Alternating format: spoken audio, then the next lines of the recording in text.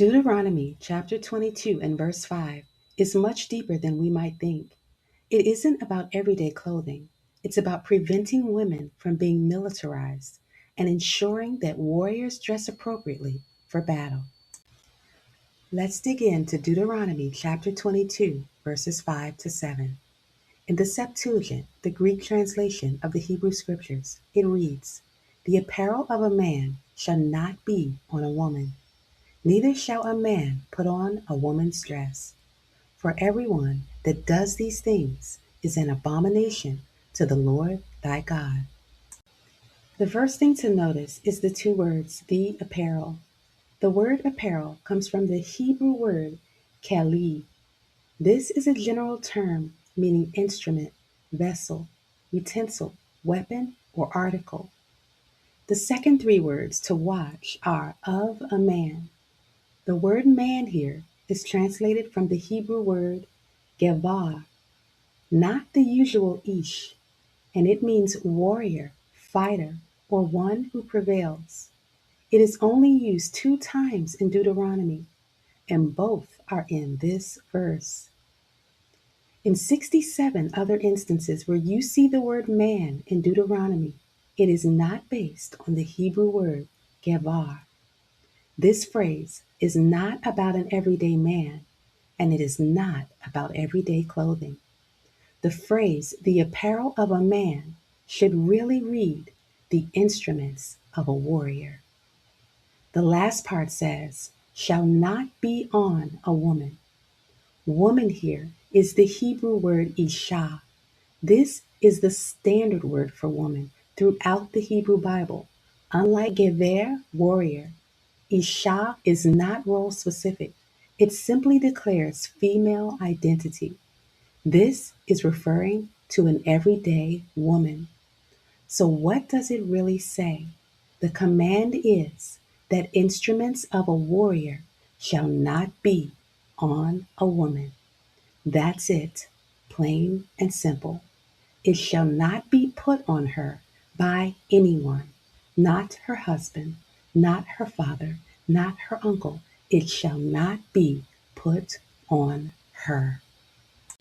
Now let's move on. It says, neither shall a man giver, meaning warrior, put on a woman's isha's dress.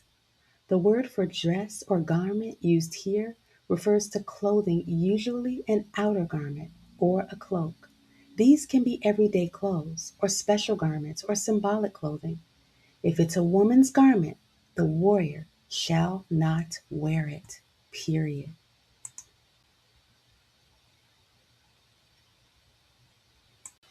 Now let's try to understand the Most High's heart on this matter. His aim is to protect the female. He is aiming to prevent women from being militarized. And he is protecting men by ensuring that warriors dress appropriately for battle. To do otherwise is an abomination to him.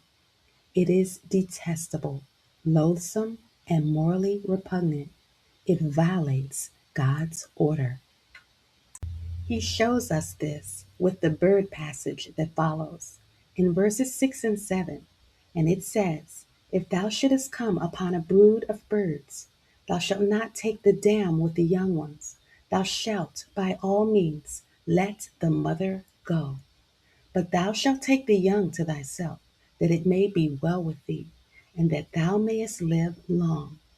Mothers are to be protected. Case closed.